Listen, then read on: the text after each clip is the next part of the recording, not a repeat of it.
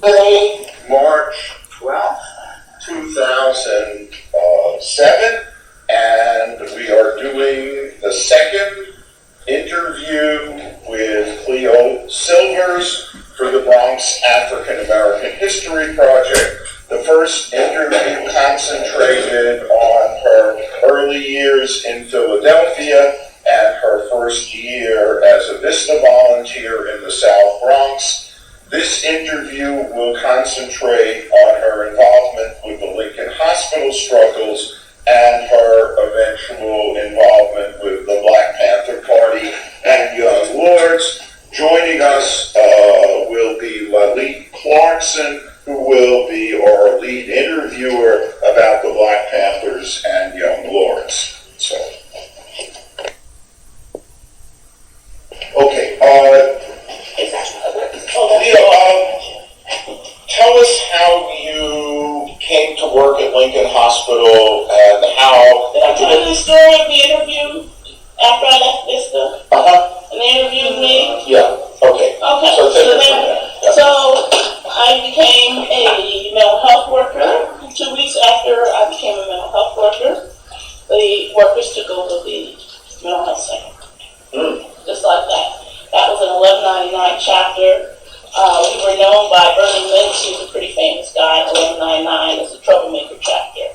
And the reason was because the workers in the mental health center who led the full hospital center were activists and who saw themselves as being advocates for the patients. And who saw themselves as being very progressive innovators in terms of the delivery of mental health care to people in the community like the South Bronx. And they had 3 demands, in which they had been in the process of negotiating these demands for about a year when I came on. What year did you come on? I went on in 1967, late 1967. Like December 1967, around January, February was when they took over the mental health center. There are 3 general demands under which there were specific things that they wanted. The first was an end to the use of psychotropic drugs because of the impact of psychotropic, the side effects of psychotropic drugs on the patients.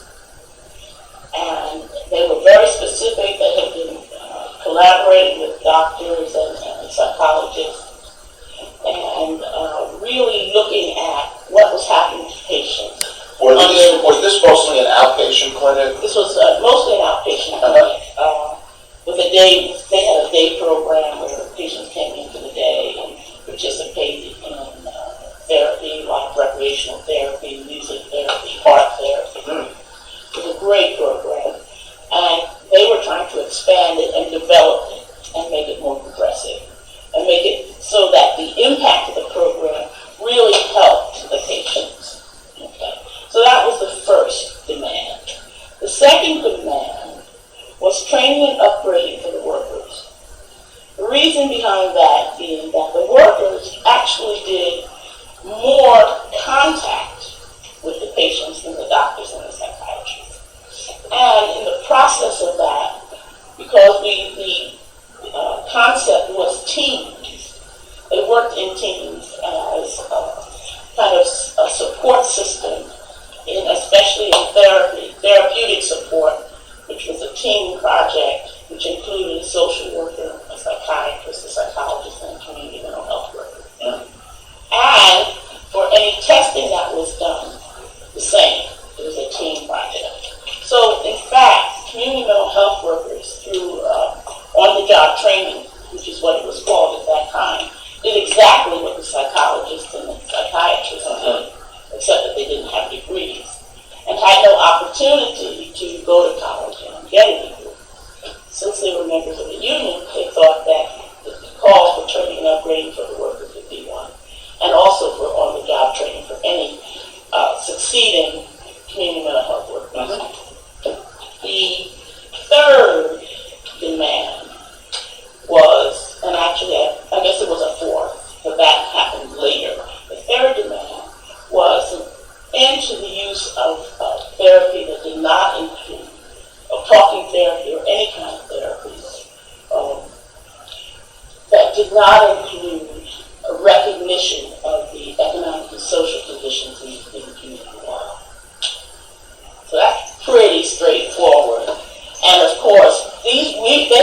negotiating way before I came. They had an analysis. These were really brilliant workers. And they were doing the same work that the psychiatrists and psychiatrists, and actually they were running the mental health center. Mm-hmm. They ran the day-to-day operations.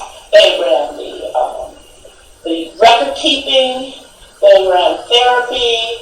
They were musicians, artists, community people who were just brilliant. And everybody who they hired, because they themselves actually hired the other community, they were responsible for hiring the other community mental health workers. It was always brilliant.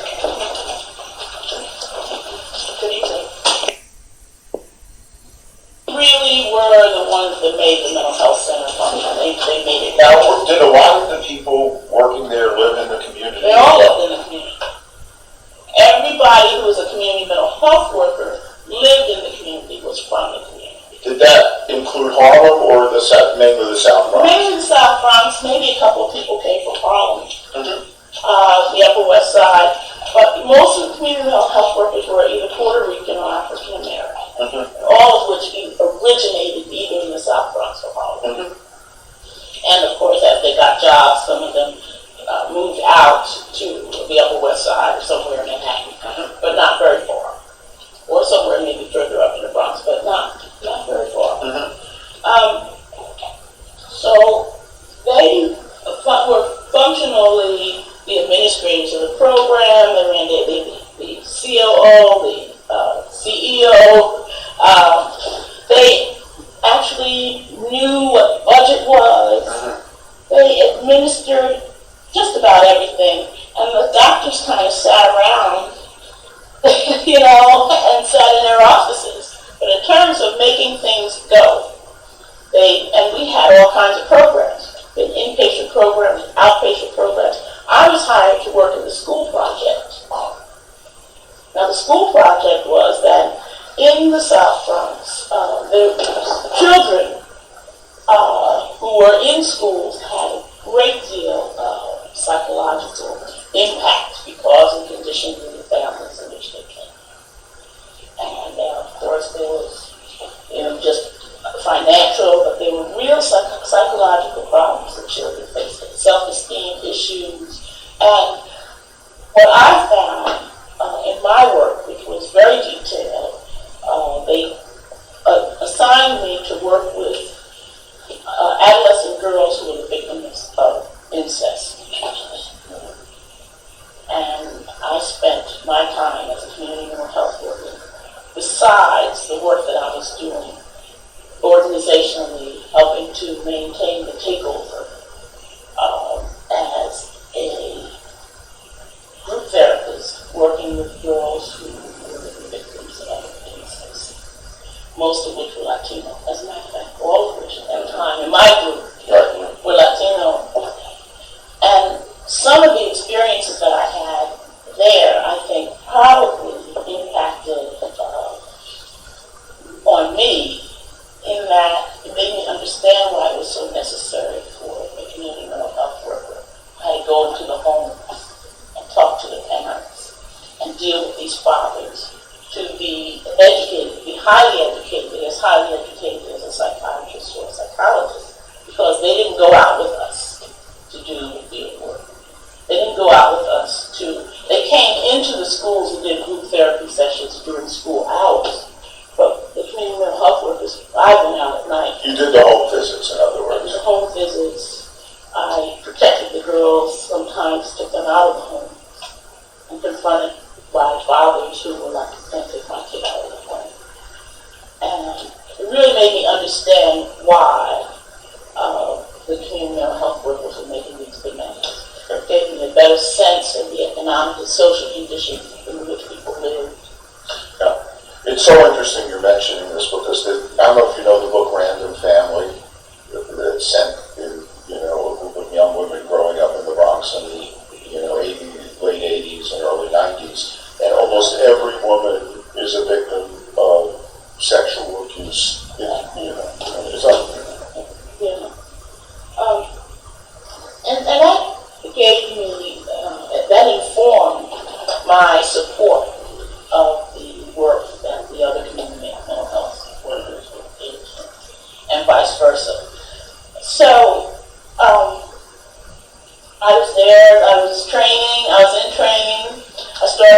going to the schools and taking the girls out of their classrooms and, talking to their teachers, talking to school psychologists, talking to the assistant principals, talking to the principals, and also doing therapy sessions along with and being trained in psychological tests. So I know how to do a Rorschach and an MMPI, figure drawing, all the necessary tests.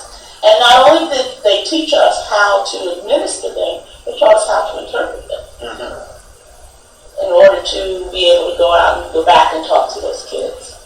So it was a very complex job, but at the same time, we weren't making like half the salary of the therapists or the psychologists or the psychiatrists. Another reason why the demand for training and upgrading was such an important demand.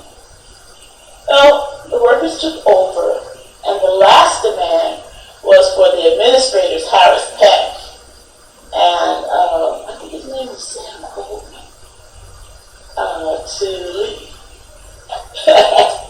And it seemed that, my job, I was very young and very energetic, and I could run. And everybody kind of picked up that I could run.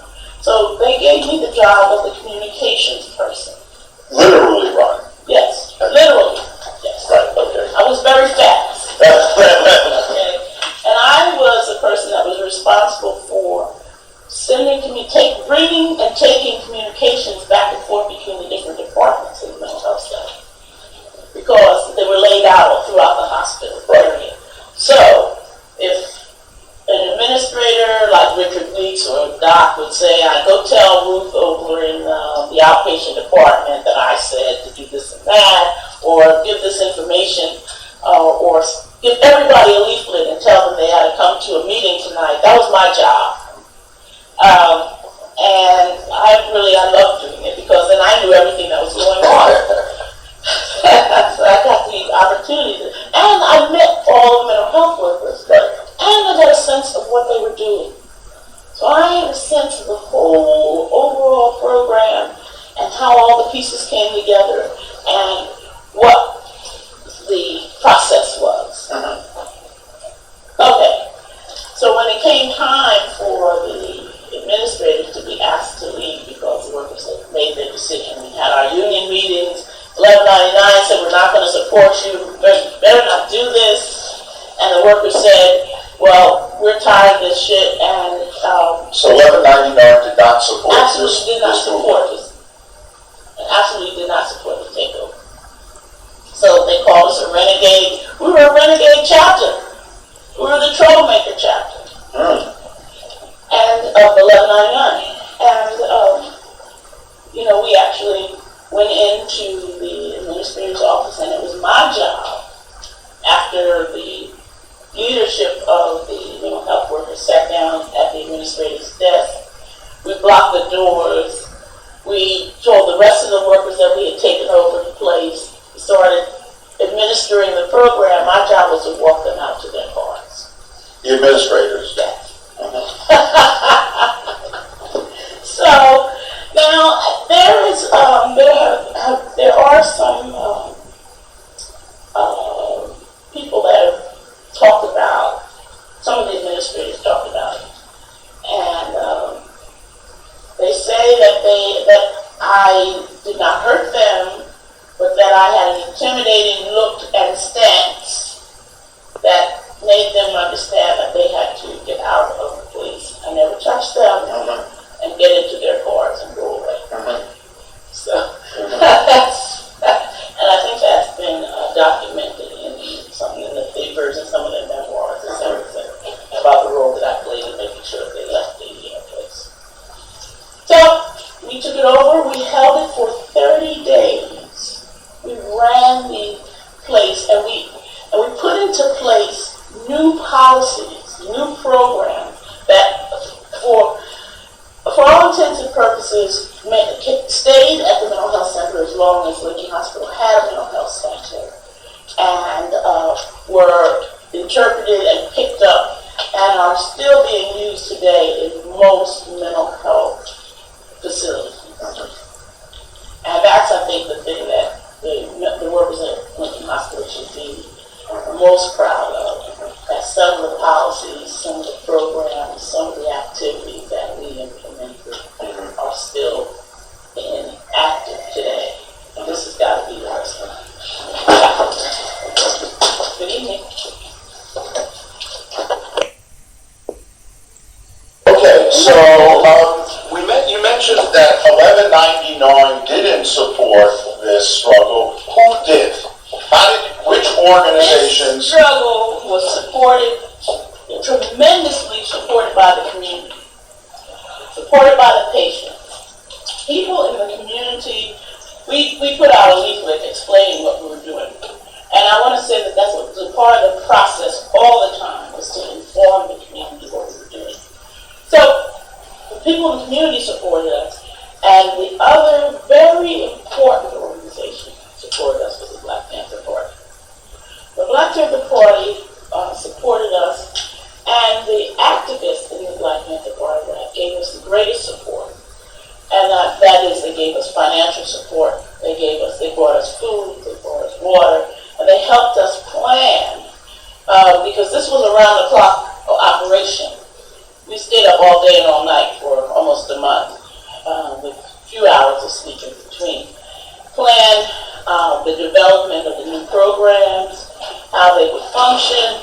It helped us to start to have an analysis of what was going on in society and how we fit into the overall society in terms of the kinds of changes that were necessary.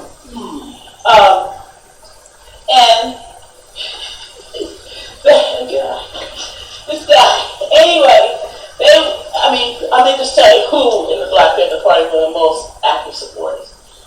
Jerusalem bin Mohammed, Zayd and Shakur, and the third guy that hung out with them, Rashid, who were healthcare oriented and who were really oriented toward helping workers' struggles. And that was the whole point of the Black Panther Party coming there, is because they thought that was one of the most important things that was going on in New York City at that time, was the struggle of workers. There were student takeovers at the university campuses. I think simultaneously the Columbia takeover was taking place, but they thought that the most important thing was to be up there with the workers and to help us have an analysis.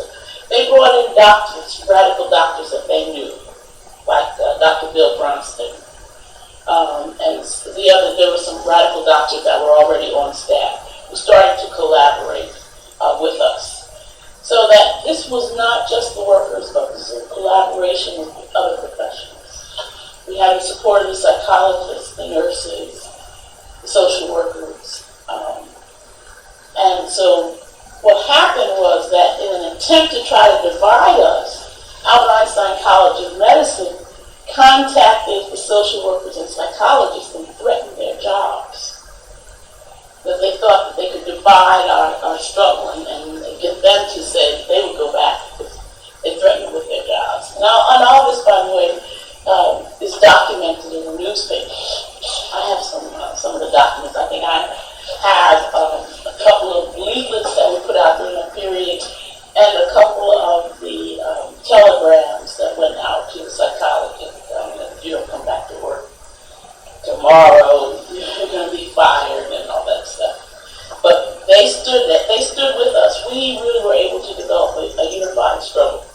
Now, it also, in terms of just thinking through what we were doing and planning for the eventuality that we were going to be thrown out of there. Because we had no illusions that we were going to take over and run this thing forever. And the thing was that the administration of Albert Einstein College of Medicine, who had actually designed this program, the administration of Lincoln Hospital, and that consortium, because Albert Einstein College of Medicine was the medical school that for Lincoln and Jacobi and I think Bronx State, as a matter of fact, so all of those. And so that consortium, they were trying to figure out how best to get us out of there without coming in and beating us up. Essentially, that's really what they were trying to do. And I'm sure they had a lot of meetings. As many meetings, we met all day and all night, essentially.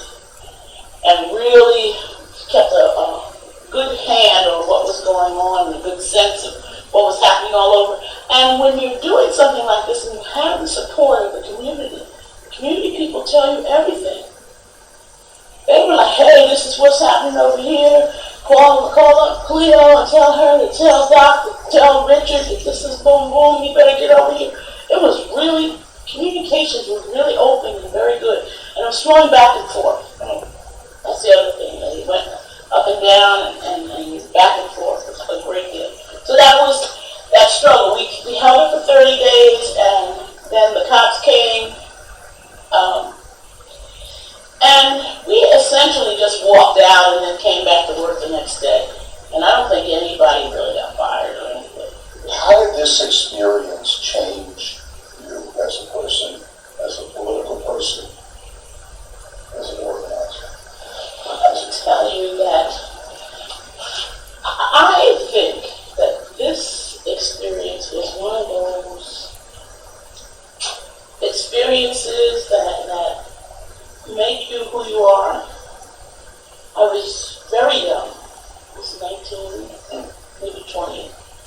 And I never learned so much about big things like administering a hospital, about doing research and understanding a particular problem in depth, about the importance of organizing and informing people, the importance of communications. And the other thing was the commitment of the workers who actually did this to patients, and the real love that people developed. That's the other thing, the really important thing is that the love that people developed for each other in that process. Because when you're depending, you know that your life pretty much is depending on that other person to do what you ask them to do, and you don't know whether they're going to come back and have it right or not. That's tremendous. You got to have real love and real respect. So this was a life-changing experience for a lot of people. Absolutely. Now, what about political education? Did you begin to read things in this context that you hadn't read before? Well, let me say that immediately, almost immediately, within a week after the struggle of the mental health center ended, I was recruited into the Black Panther Party. Now, that's the key. That I was working with members of the Black Panther Party who were doing all this analysis and were meeting with the workers and really were into these details. These were not maniacs. These were really detailed, smart people who gave the workers a better sense of how to go about doing the work of building and growing this organization, this mental health center, and both philosophically and organizationally. And in the same time, they began to offer political education classes to the workers. So they did it at first on site while we held the mental health center. And then afterwards, when they recruited me, then it would be done down at the office on 22nd and 7th Avenue. So their offices were in Harlem? Yes. Their main office? Their main office was in Harlem. They didn't open up an office in the Bronx, the Boston Road office, distribution center, newspaper distribution center didn't open until later. And Describe your first Panther political education. Well, before I describe that, let me just tell you that it was Zaydin, Lumumba, and Rashidi that told me, we want to recruit you. You want to be a Panther? And Bill Bronson, a radical doctor, was there. And he had a red book in his pocket.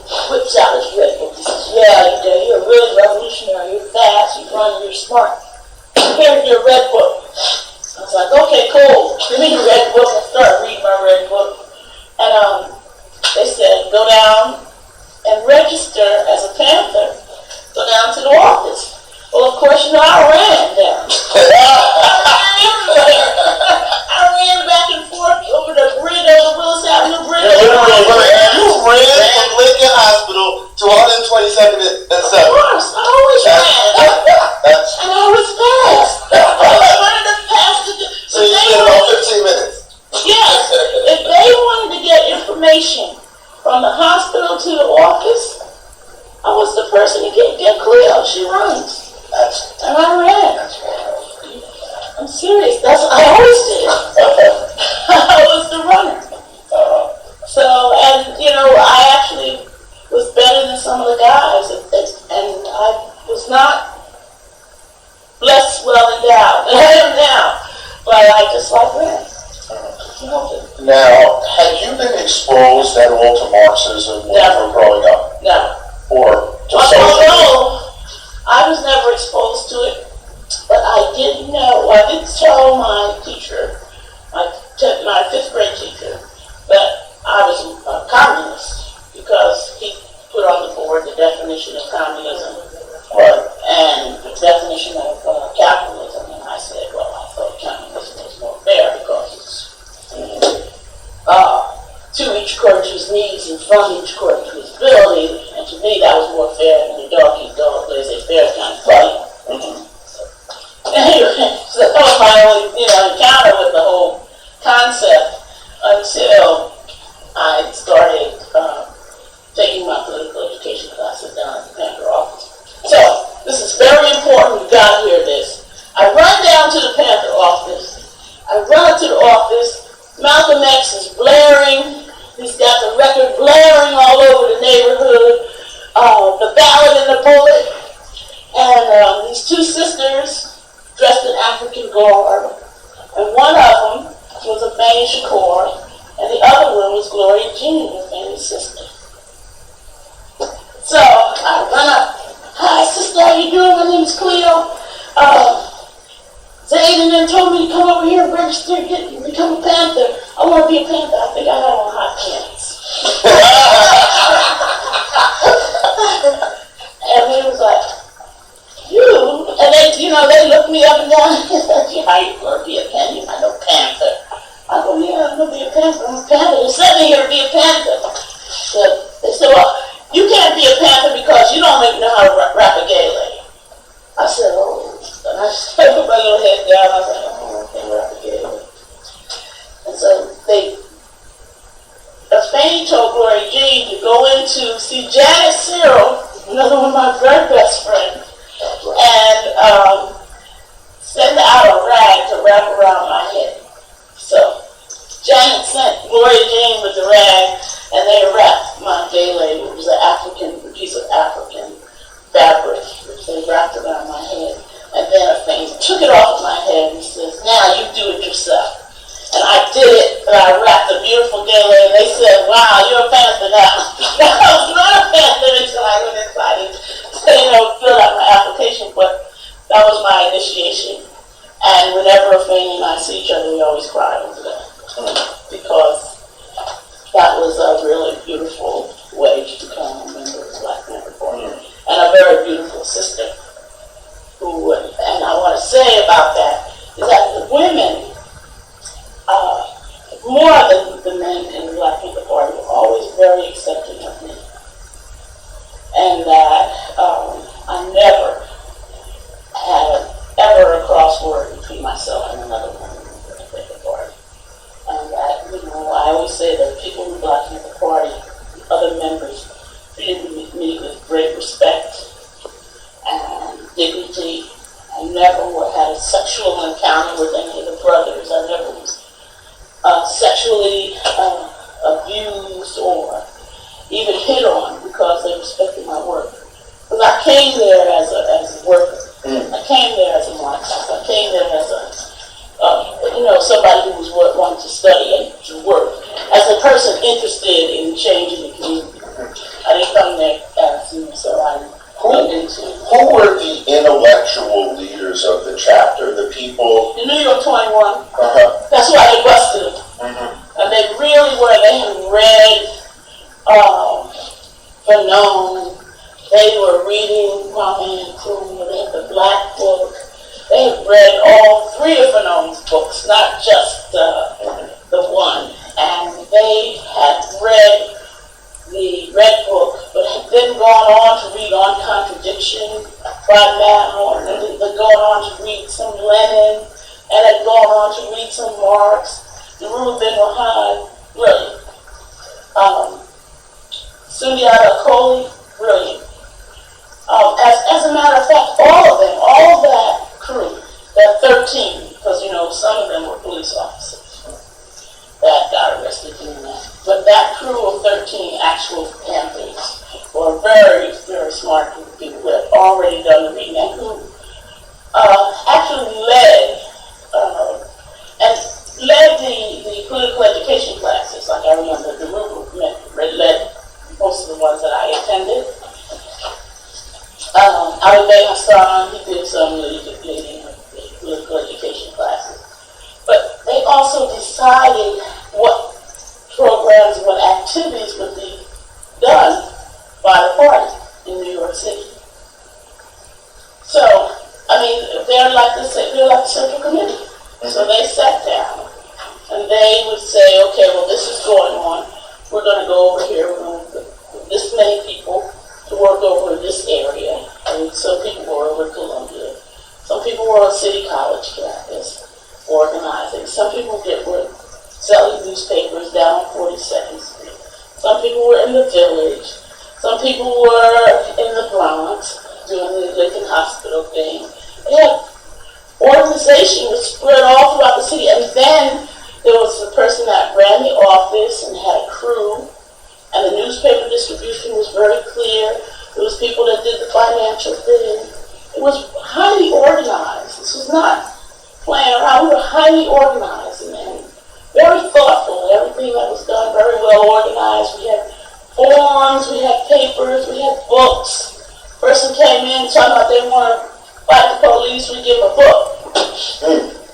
Read this. You can't fight nothing you don't know about. You don't have an analysis, you can't fight. Read the books. Then sit down and determine if you really want to fight this struggle. So when you joined the party program, what was some of the stuff they were doing at the time? You mentioned we had a free breakfast program. We had people were dropping off truckloads of shoes to the party office. We had shoe distribution. We had clothing distribution. People had cleaners in Harlem would bring cleaners, clothes from the cleaners, and give them to us, and we would distribute them to the community. We always had a person, whether it was Malcolm X or Marcus Garvey or some other person, we always had a recording of political ideas, every day. And at least in the summertime and in the fall, every day we would be blasting outside of our door. And of course we had the free breakfast program. And the free breakfast program was a very, very highly organized operation. We had a group of people that went out to the different stores to collect donations. We had people who were organized to get up at 4 or 5 o'clock in the morning to start the cleaning and the cooking. We had another crew to go pick up the children. We had another crew that would come in and do the homework, and another crew that came to take the kids to school. And then in the process, we would all go and sell our newspapers during that period. So after you get finished cooking, then you go sell your newspapers, or you would take care of the children, because remember, we had lives. We didn't just do this. We also had lives and homes. We had Panther pads, where you had child care, somebody to cook, somebody to clean, and all of this was organized through the office. So the officer of the day, which was usually Janet, got a call, said they didn't clean up the Panther pad on 100. Nobody cleaned up. They're like, who's responsible? Your name is on the list today and you didn't clean up. You didn't wash the dishes. You didn't take the trash out. Everything was organized. So it was a marvelous experiment in how people work together and how to organize and how to really be in an organization. Another sort of question, this is more sort of looking out organization in terms of accountability, because the Panther Party was, like you said, y'all had lives and it was some level of volunteer organization. It was all completely volunteer.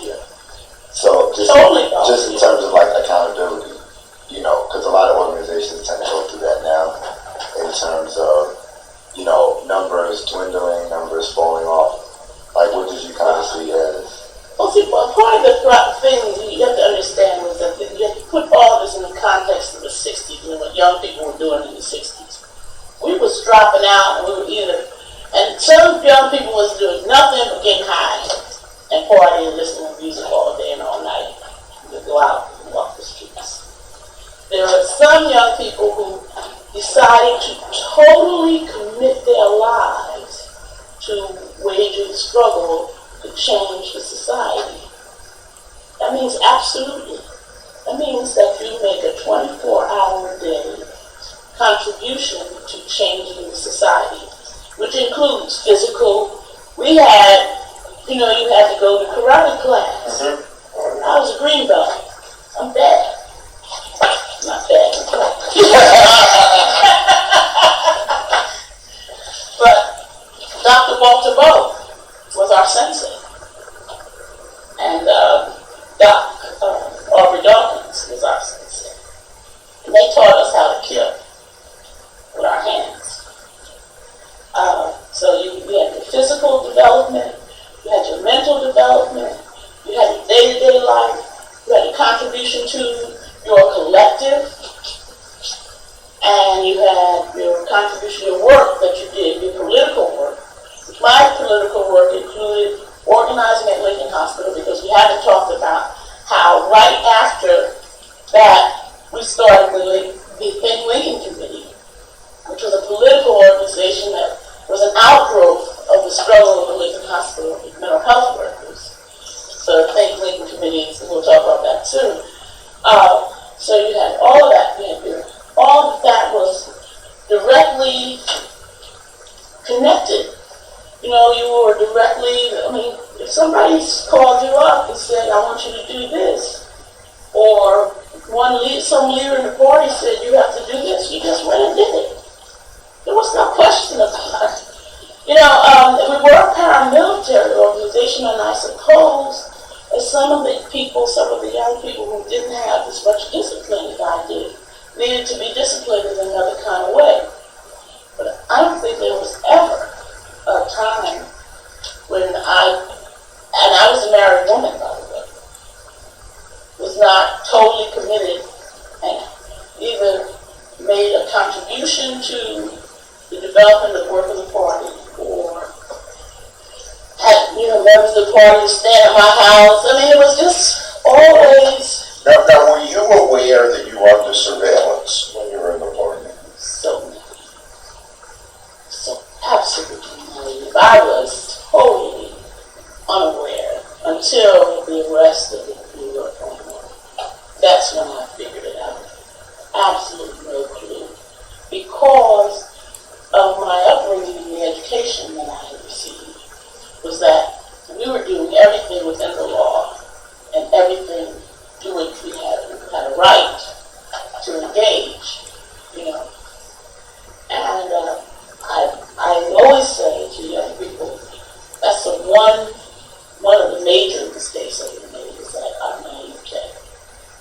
Absolutely did not know how much of a threat we pose to the government and to the powers that be.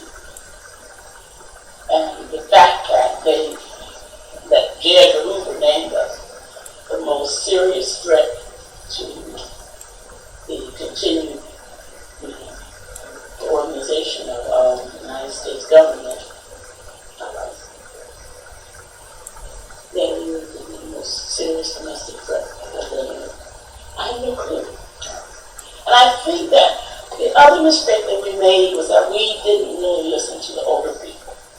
They was trying to tell us, hey, y'all better watch out. We was like, y'all too slow, we too busy, we don't have time for the bullshit. Okay, slow down, no time to slow down, no time to be talking. You all want to talk, go sit over and talk, we're busy. We were busy.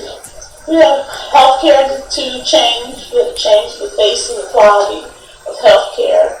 We had the welfare department to deal with that was disrespecting people in the community.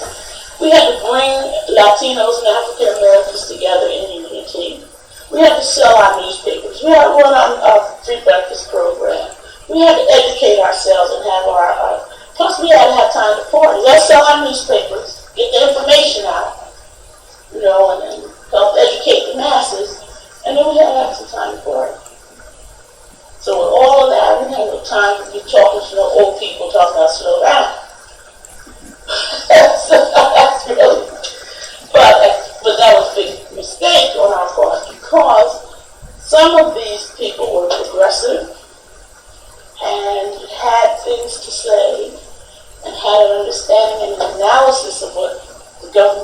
could and would do to you, which we would have been much more, I think it would have taken more to destroy our organization if we had been that aware. Did the people in your Panther chapter spend any time at the Liberation Bookstore? We spent a lot of time.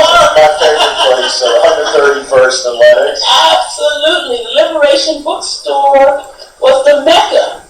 And I have a feeling that we actually might have had a chapter in there that just hung around in the Liberation Bookstore and had discussions. Because there was this discussion group going on there all the time. And I think we made we made a lot of purchases at Mr. Michaud's bookstore. Right. Yeah. But we made many of our book purchases at the Liberation Bookstore, and the rest we got from China Books. Right. Downtown on 23rd Street. So, and that's where we got our red books to sell. Right. Now, when the Panther 21 arrests took place, were you still a member of the party? Yes. And what was that experience like? God, I have to tell you that for some reason I felt very moved from that. Fact is that I was starting to build this Think Lincoln Committee and begin to do this real focused healthcare stuff. And the complaint table that the Think Lincoln Committee set up was like a full-time job. We set up the complaint table at 10 o'clock in the morning. Then, of course, the guards, the administration of the hospital would put us out. Then we'd have to get ourselves back in. Then we get put out again.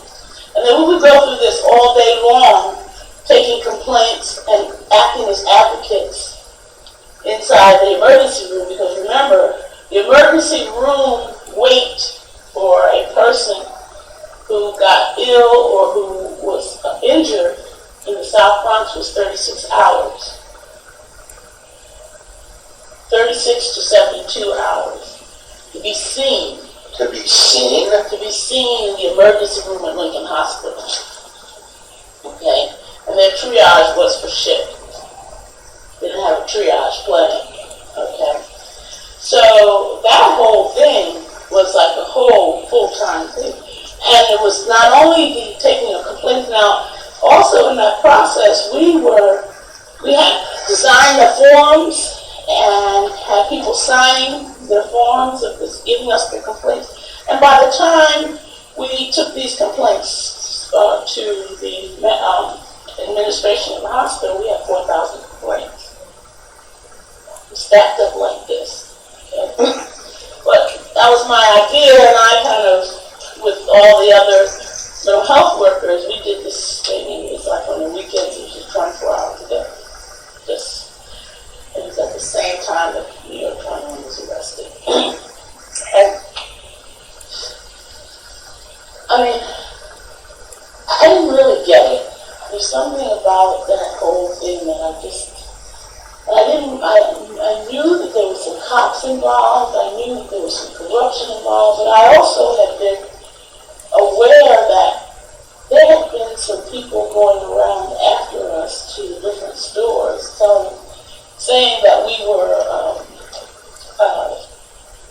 what do you call it, when you make demands on somebody? Extortionist? Extorting, yeah. They said or protection racket? They said we were extorting these stores, and that we were threatening the people to give us the churches. If people were coming to us and saying, use my church, we were not extorting people. People wanted to make contributions to the purpose program. So, that's that story. And so I didn't know that, and I would hear all these other kinds of things going on. But I didn't get it. I didn't really get it. Didn't get it until I got into the wards and started to see how the police function internally in the organization. Although I had heard, and although I was active in support in front of the courthouse and all that, in Rio 21. And by the way, what that did is diverted our attention from all the other work that we were doing. And our money. And our resources of all kinds. And our fundraising. Because we had 13 people there for like $1 million each. A veil. I still remember the march from Central Park to Queens. Yeah. Where, It was tremendous. So that stopped us from doing all of our other community work. And we maintained our office. But that's when you can hear the stories, the Panthers telling the stories about the surveillance. That you can pick up the phone in the Panther office and be right at the house.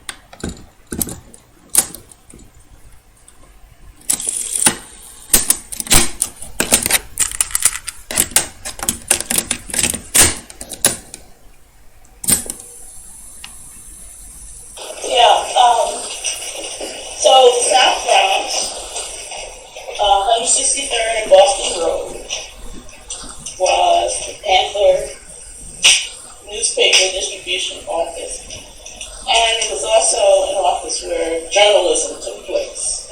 So people who were writers and people who were interested in taking care of the newspaper and who were not necessarily doing other community work, with the exception of selling newspapers, everybody had to sell certain number of newspapers.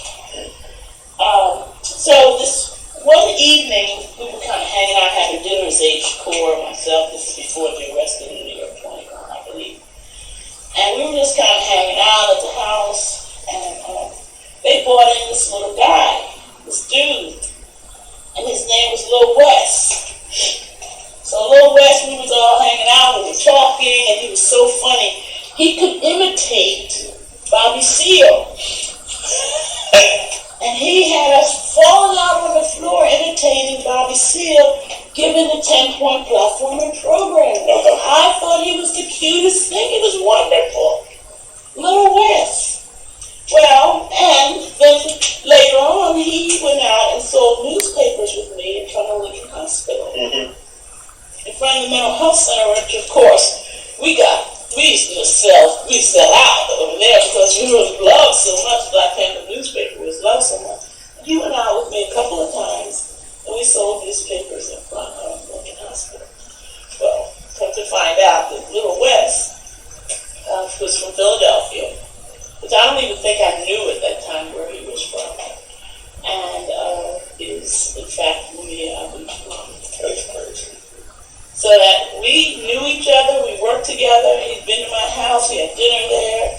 Well, of course, any Panther could come from anywhere to New York or I could go to any other place. Yeah.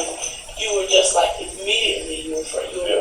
That was what the movement was like. I never paid for a hotel between 1967 and 73. Anywhere I could go in the country, you could get put up by people. Sleep on the floor, sleep on a couch. See, but somebody's pad. Yeah, exactly. Sometimes it was real nice. Yeah. It was a nice place, isn't it? Yeah. So you said in the Bronx office strictly sort of functioned as a newspaper distribution? It's a newspaper distribution office. It was not really a Panther organizational kind of office. But don't let me lie, because I don't know, I only was up there 2 or 3 times. I was functioning out of the Harlem office and doing my Lincoln Hospital work and selling my newspapers, really essentially around the hospital, around Lincoln Hospital. So I don't really know what all was going on in other places, since I knew that some of the sisters was going downtown on 42nd Street and down the village, and they would come back with their stories about what was happening down there. Now, when did you become aware that there were divisions within the Panther Party, ideological struggles that were pretty serious? I'll tell you exactly when.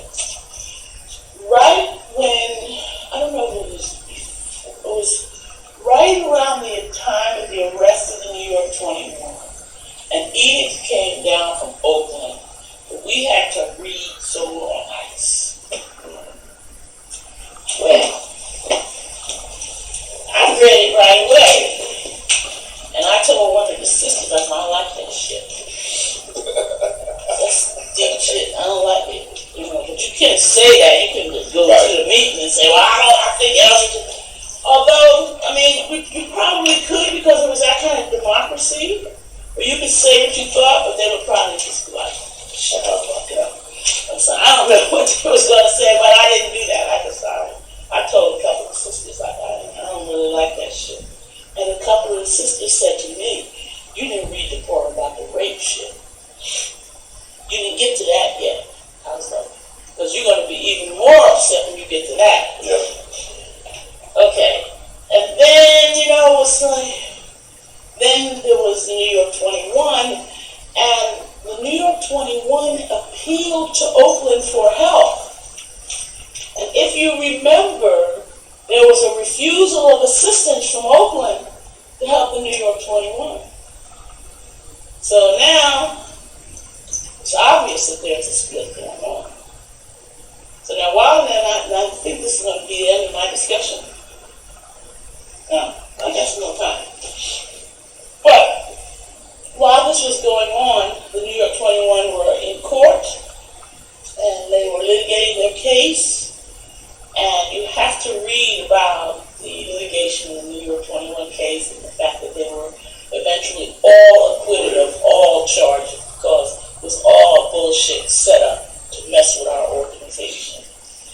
But Zaid, and who was not a member of the New York 21, Lumumba was, his brother was, had told me, we would like for you to continue to do the work at Ware Hospital. We think that the work around healthcare is very important.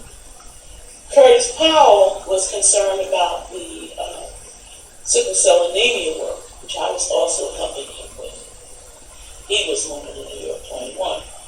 So Zaid said, I'm going to tell you what, it's getting ready to be some shit. You see that the shit is getting, it's getting shaky here. He took me over to the Young Lord's office. Now, I only met the Young Lords maybe once or twice. And they had started to support the Lincoln Hospital table, the plant table, a couple of times since it was in. Young Lords over to work on the table. They said, okay, y'all take her. Because she's got a lot of work to do. She's a good worker, organizer. She's going to work better with y'all with that shit that's going on in our organization. That's how I can remember the Young Lords. Zaid Shakur, and she actually personally took me to the Young Lords office and handed me over to them as a healthcare organizer. And they did it because I believe that they wanted to protect me from all the other bullshit that's going on in the Panther. And I'm forever grateful to them. And I really am. They respected me, and they liked the work that I was doing, and saw me as an asset to the struggle, and actually personally took me out of the Black Panthers and sent me to Young Lords. Took me to Young Lords, so she's a Young Lord. Now, was the Young Lord's office also in Harlem? It's 111th Street, Madison Avenue, East Harlem. Right near the Black Market there. So that's an amazing story. It's amazing because it also set the tone for a stronger relationship between the African American community and the Latino community. Because whatever it had been strong, because there were a lot of Puerto Ricans who were members of the Black Panthers. And when I became a Young Lord, and more African Americans became Young Lords. And we lived together in collectives that were Young Lord and Black Panther collectives, mutual collectives. And we worked mutually on a lot of different issues in the city. And we learned a lot about each other's cultures. So that was a really important thing, and it came from it was initiated out of Black people. Just the same way that Fred Hampton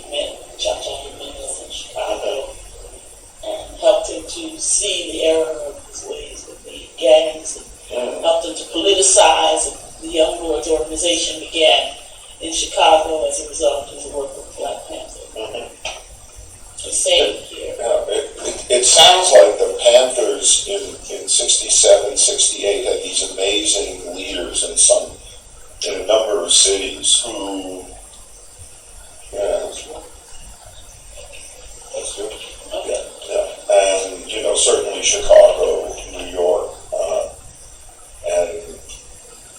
and in St. Louis, down in New Orleans, they were just all over.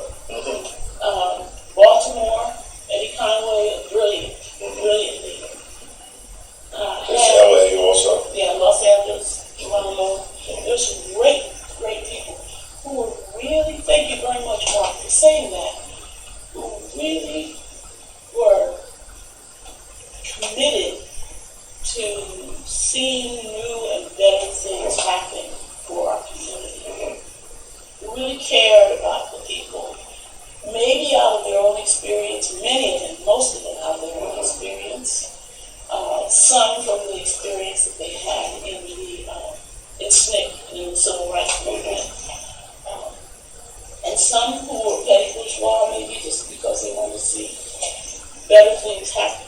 But we all had that mutual commitment to make a change and were willing to give our lives. Let me just say that one of the things that everybody should know is that none of us saw ourselves growing old.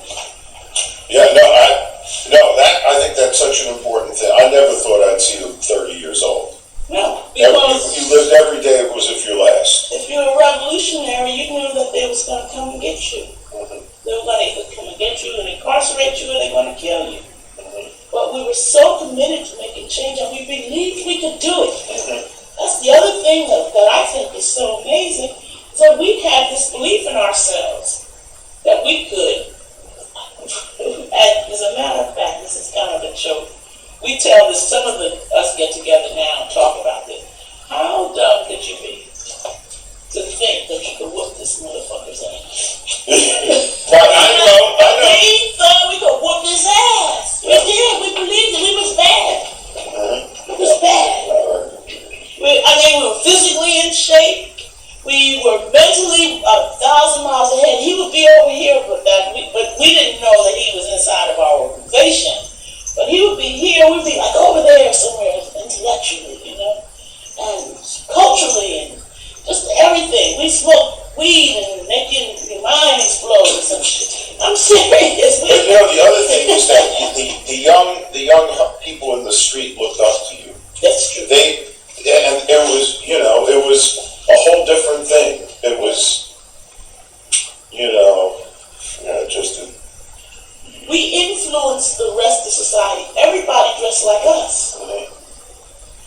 And why? Because we had the courage to stand up to the man, which everybody was scared of. You get 150 people in the city walking around in leather coats and storm boots, and berets talking shit and talking about, come over here, you better be ready to deal. And the other people was like, oh, I'm going to be with them. Yeah. I still remember the demonstration in New Haven to free the Panthers there. We had 5,000 people marching arms linked through the streets. And we had that whole city scared shitless. I remember the chant, fuck Harvard, fuck Yale, get the Panthers out of jail. I love it. It was just, there was that sense of just power, and yet you also knew they were coming after you. We were not afraid. Yeah. And we were not afraid.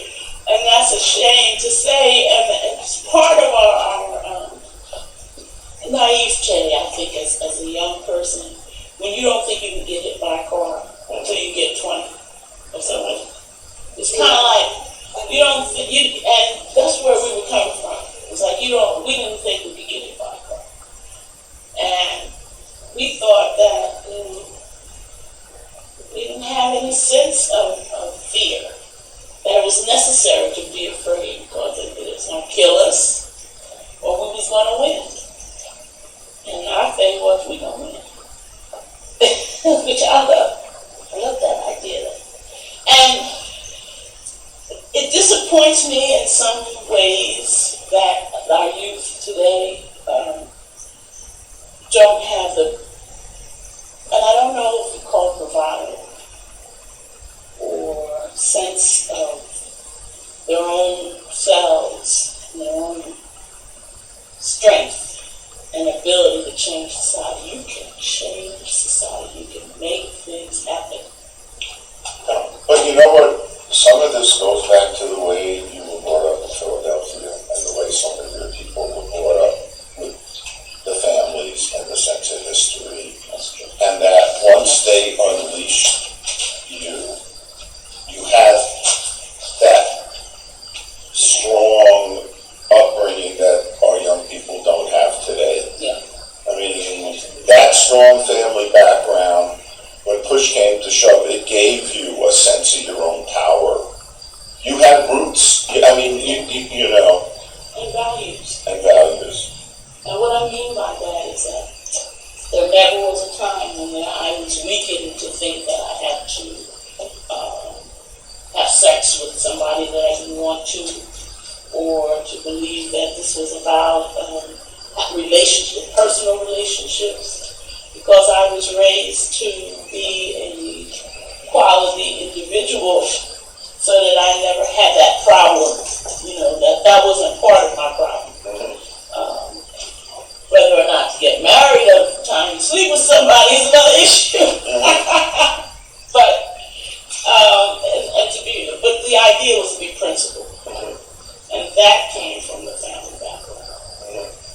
And you also, you know, you had discipline being brought up.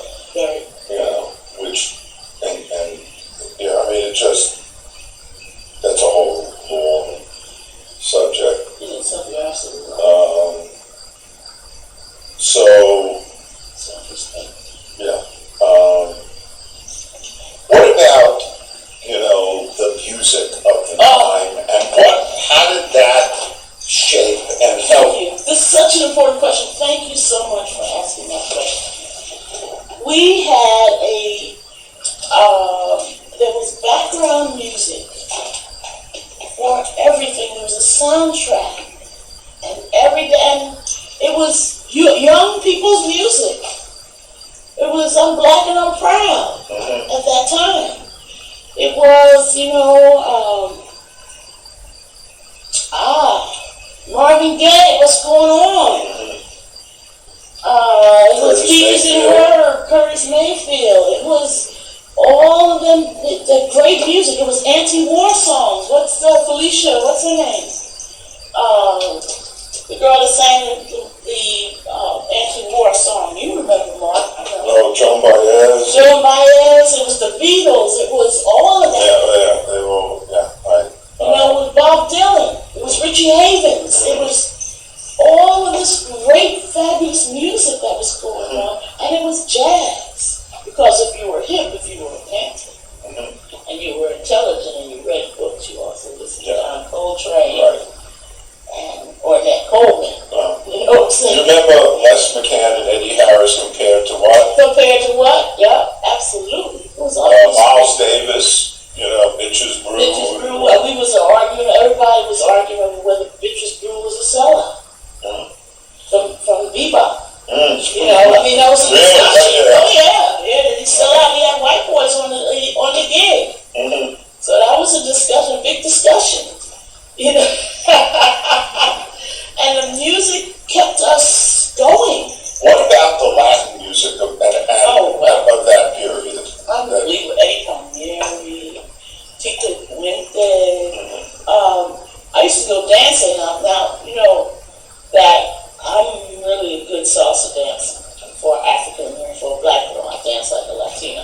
Well, a lot of people from the South Bronx. I mean, it's a South Bronx thing, right? It's a South Bronx thing. So everybody, I'm sure you can. I mean, and if you're black and you're from the South Bronx, you can dance. Yeah. No, because I put on a salsa CD, and I have a couple of black students from the South Bronx that said, I know all this. I go to the corner bodega. And that's all they play. Yeah, you know, and these kids from the suburbs, they're like, what the hell? Oh yeah, you got me. And you go out. I have danced with Tito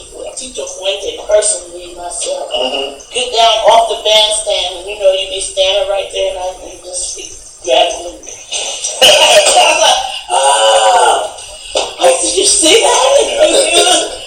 Well, I'll tell you one more sexy story. And that is that I met one of my best friends, the co-chair of ATRO, the Health Revolutionary Union Movement, which, of course, we should talk about. And we used to go to Orchard Beach on the weekends. Sell newspapers, to be young lords, to relax. And she said to me, you know, the last time I saw you in a real funny situation, we were all at Orchard Beach and we were all in the water and the bikini top fell down. And I gasped. I was like, me? This cannot be true. But those are the kinds of things. I mean, we were hanging out.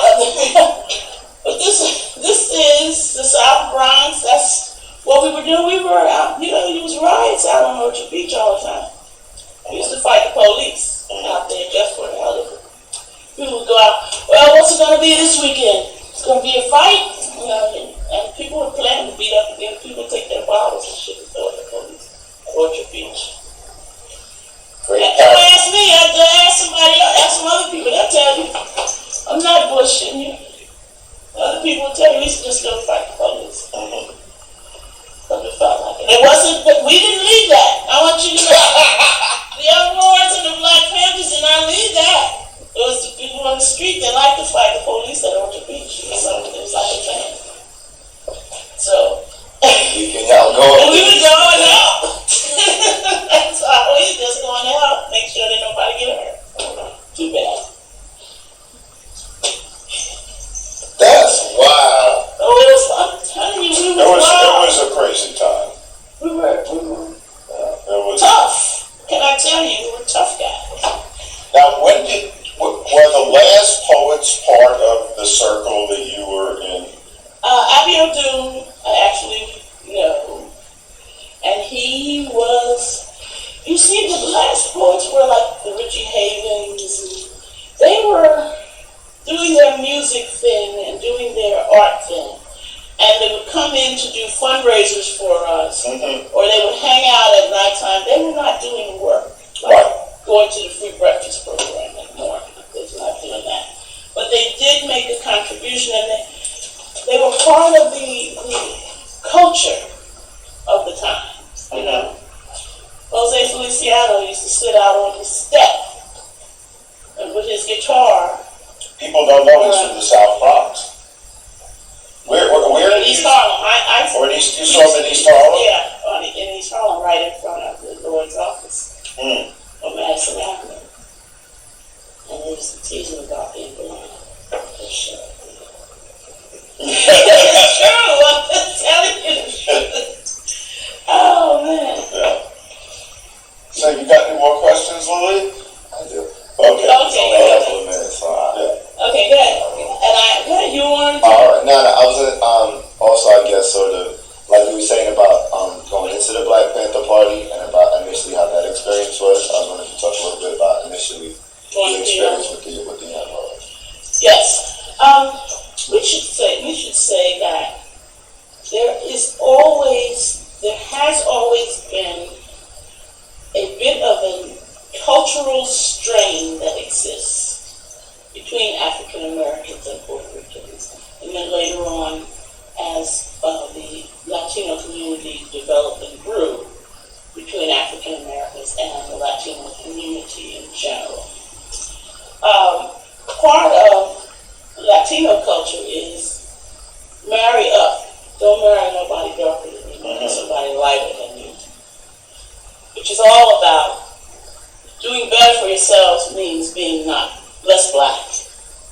So that's a part of the underlying core of the culture of the Latino community.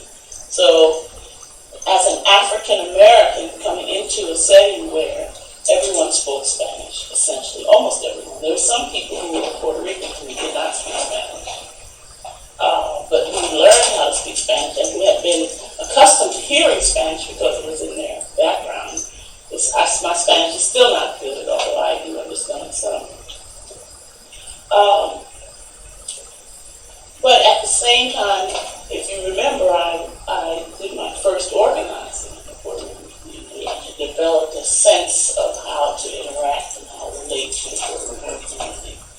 in their homes and all of that. So it wasn't such a hard thing. It wasn't as hard as somebody who came from a hardcore African American nationalistic background. I had already developed a love for Puerto Rican culture. Also, Puerto Rican culture is so African, even if the people don't look African. I mean, the stories you hear of people moving from the South into like the Patterson houses, and these light-skinned Puerto Rican men playing drums, and it's the most incredible thing. Well, they never heard drums like that, Right. and Down in the South, they had heard drums. because the drums were taken away. But and you also have Santeria. That's, And you have an African religion, which African religious practices as central to the culture. You have, drumming and polyrhythms and African religion and mask and all this. It's amazing. a contradictory. You could say Puerto Ricans are the most African white people in the world. And many of And them. so many of them are African too, but they're like, there's more European in Puerto Ricans than Cubans. Well, I might differ with you on that. What I learned in the Young Lords was that the Puerto Rican is a mixture of three things: Taino Indian, Right. African, who dropped off on their island, and conquistadors. Yeah. Okay. And that is the basis for the mixture, Right. and why they come out looking like that, and why their families can range from way darker than me all the way to looking like you. Yeah. And so Go to a Puerto everywhere in Rican between, wedding. like our little family Yeah. there. No, it's true. We could be a Puerto Rican band. Exactly. Have you been to a Puerto Rican? Some of them look just like Irish. I know. My man Orlando Plaza, who owns Camaradas in East Harlem. He's like me, except 2 inches bigger and 2 inches wider. Scary guy, but no, it's an amazing culture, and musically, I think there's no music like Afro-Cuban music. Well, there's no music like Afro-Cuban music, and there's no music like Puerto Rican music. I have to tell you, I'm totally in love with both of those genres, and I almost as much as I love African American jazz. And that takes a lot. But no, so it was in that sense, but in the other sense, in terms of going into the Young Lords, remember I knew all these people. We had all worked together. We had all built the Think Lincoln Committee together. We had collaborated intellectually and organizationally and developed an organization. We were in organizations together. And immediately after I became a Young Lord, then we started Atron, which was an outgrowth of the work of the Think Lincoln Committee, because there were workers down at Gouverneur Hospital who had a struggle going on there. There are workers at Metropolitan Hospital. What does ATRM stand for? Health Revolutionary Union. Oh, wow. And which I was the co-chair, and Gloria Gonzalez, who was married to Juan Gonzalez, was the co-chair. She was the leader of the struggle with the hospital workers at Gouverneur. So we built a independent healthcare workers organization with a newspaper called For the People's Health, which with a program of preventative healthcare, we went to different communities and knocked on doors and did healthcare testing, preventative healthcare testing every weekend. We had study group every Friday night, and I could tell you some other stories about things that we did, but like... Well, this was the early 70s? Yes. Yes.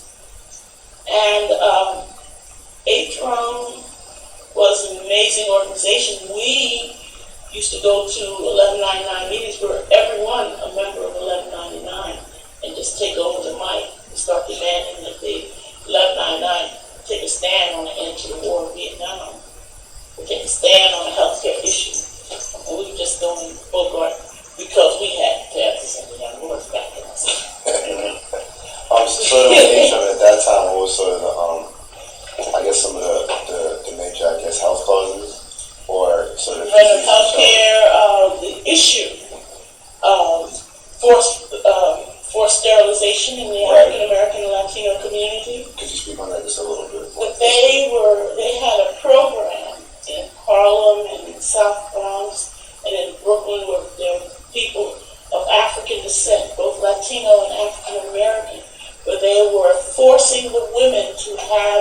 tubes tied in order to stop us from reproducing at the rate that they thought was too high.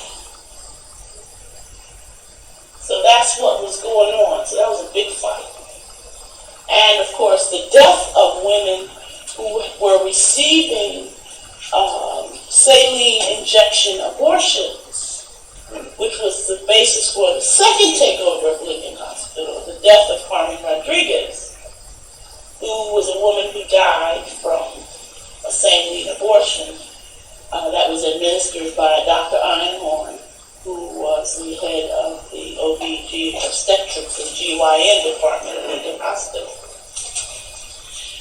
And along with the 4,000 complaints that we had developed, that we'd gotten over the Big Lincoln Committee's table and the death of Carmen Rodriguez, and our demand that the administration be changed at Lincoln Hospital, that's the onset of the takeover of the full hospital.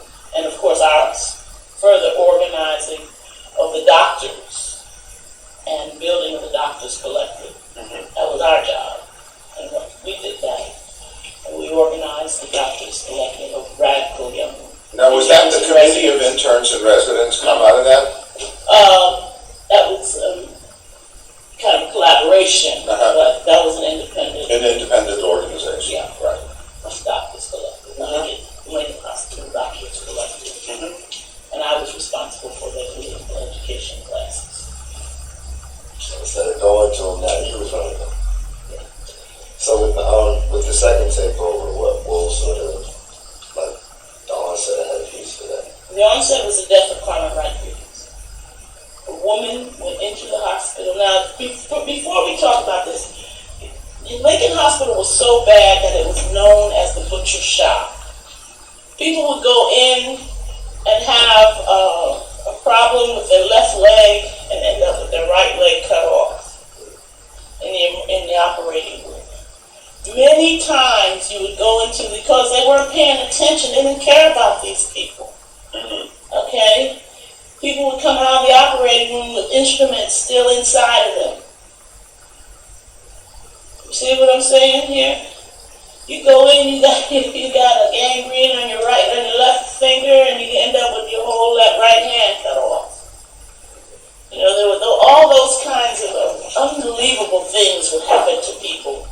And children were dying because, you know, there were problems. And of course, there was the lead poisoning issue, which was a very serious issue. There was all these things that, like, 25% of the people living in the South Bronx at that time were addicted to heroin. So there were high levels of infant mortality. The infant mortality rates were still unbelievable. So there was all these issues, and there was one hospital in all of the South Bronx that could take care of patients.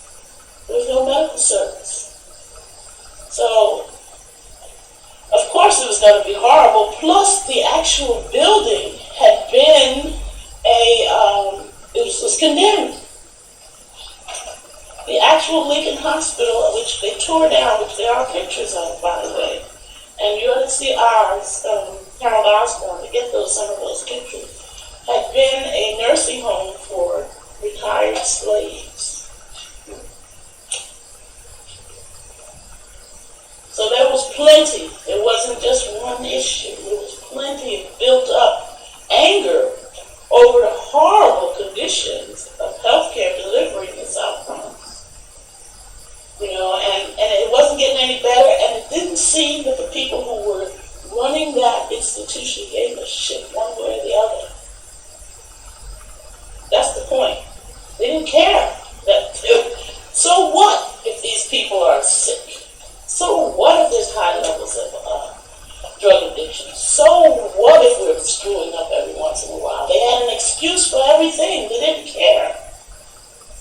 Because these people aren't worth caring about.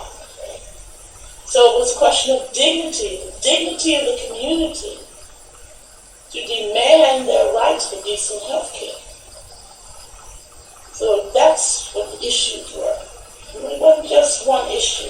It wasn't just one thing that sparked this off with. A set of conditions, political conditions, social conditions, and nobody wasn't doing anything about it except us. Nobody was exposing these things and demanding that they get better. We were like the canary in the coal mine. Right. We're like, hey, we don't like this shit. Somebody's got to say something. And you know, in a way, the community seemed like they were a little scared or a little, apathetic. Apathetic.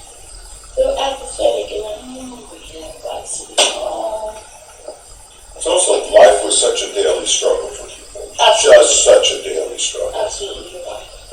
Especially that time, the jobs are starting to disappear. People coming back from Vietnam, addicted, post-traumatic stress. I mean, it just, if you've seen the movie Dead Presidents, that just captures what was going on. The early 70s was a rough time. The buildings are burning, the landlords are bailing out, they're closing firehouses and police stations while neighborhoods are burning. It's horrible. It was a tough time. Those years were tough.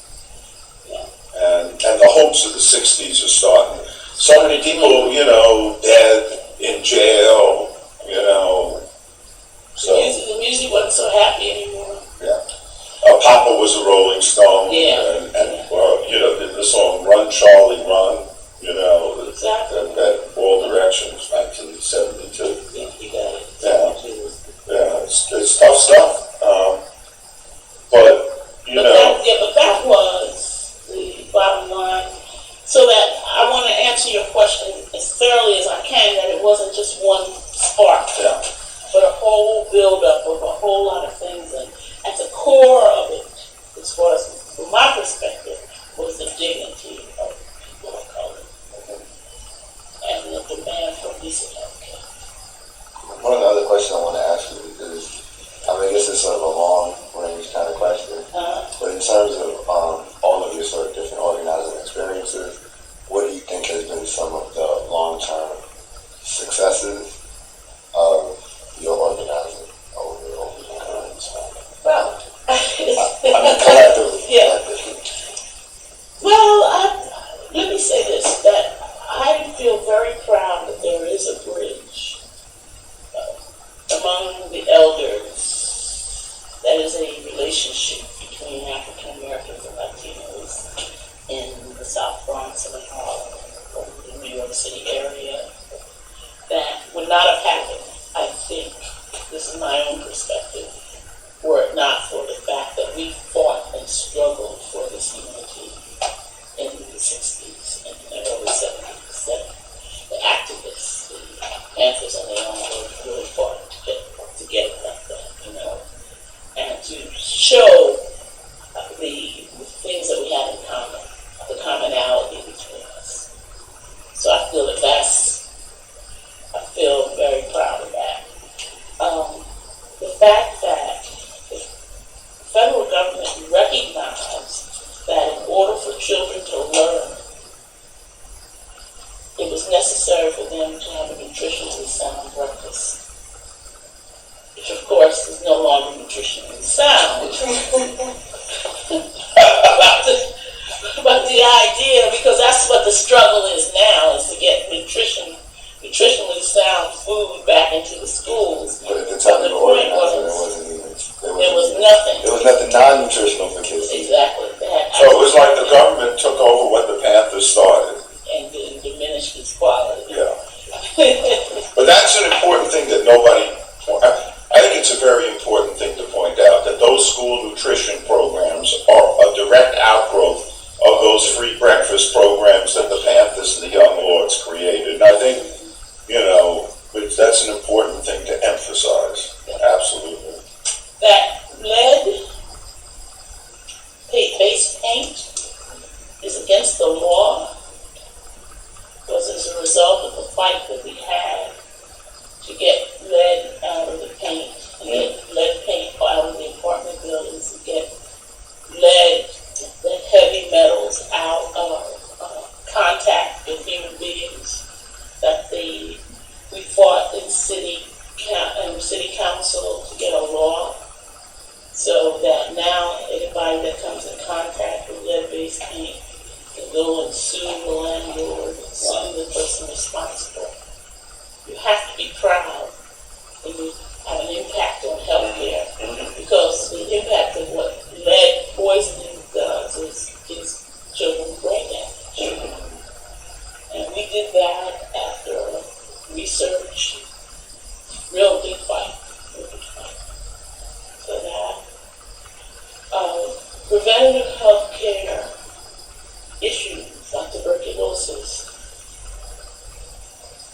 development of the Lincoln Hospital detoxification program.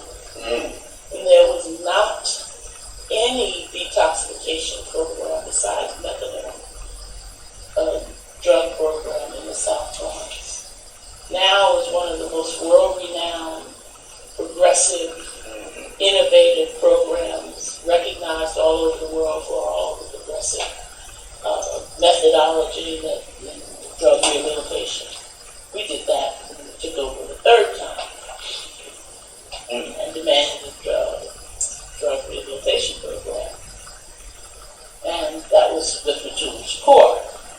I actually hired Afeni to be the director. Tamara and I hired him to be the director of the drug rehabilitation program. On the recommendation of the Panther Corps. But it was our program. So.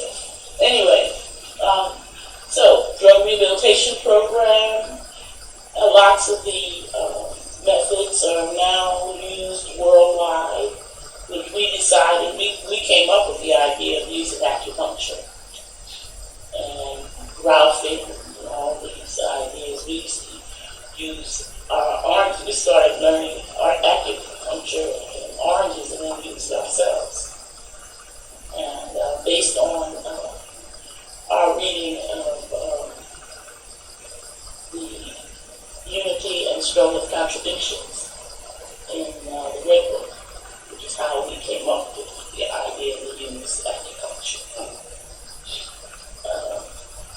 That's philosophically where it came from, and then of course we learned acupuncture, we taught each other acupuncture.